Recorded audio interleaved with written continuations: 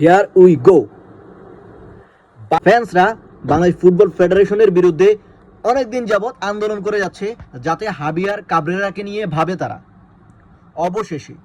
অবশেষে হাবিয়ার কাবরেরাকে নিয়ে তারা বসেছেন এবং তার আগামী পথ চলা নির্ধারণ করবে নেক্সট সিঙ্গাপুর ম্যাচকে ঘিরে।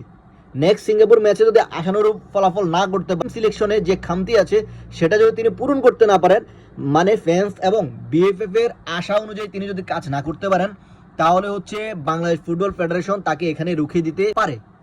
আর রুখে দিলে তো নতুন কোচ নিতে হবে। সেই নতুন কোচের তালিকায় কারা আছেন?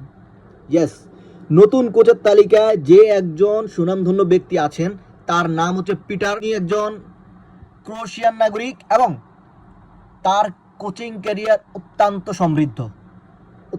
সমৃদ্ধ।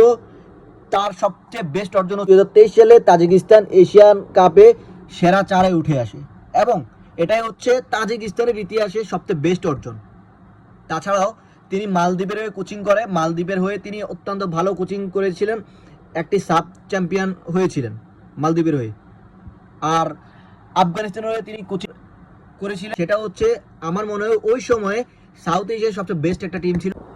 সো তাকে যদি বিএফএফ সাইন করাতে পারে, আমি বলবো এটা হচ্ছে বিএফএফ এর সবচেয়ে বড় একটা ডিল এবং একটা বেস্ট ডিল হবে। কাস্ট ইয়ারে তাকে ইন্ডিয়াও সাইন করাতে চেয়েছে, তবে পরবর্তীতে সেটা আর হয়ে ওঠেনি। তারা হচ্ছে নতুন একজন কোচ সাইন করা এবং সেই কোচ এখনো পর্যন্ত ইন্ডিয়াকে ভালো কিছু দিতে পারেনি। লাস্ট 10 ম্যাচে তারা অনেকগুলো ম্যাচ ড্র করেছে, অনেকগুলো ম্যাচ হেরেছে এবং একটা ম্যাচ জয় করেছে, সেটা হচ্ছে বাংলাদেশ ম্যাচের আগে মালদ্বীপের সাথে যে ফ্রেন্ডলি খেলেছিল জিতে, এবং বাংলাদেশের সাথে আবারও তারা ড্র করে। তো সেক্ষেত্রে পিটারকে নিয়ে বিএফএফ ভাবে, তাহলে আমি বলবো এটা হচ্ছে বিএফএফ এর সবচেয়ে বেস্ট একটা ডিল হবে।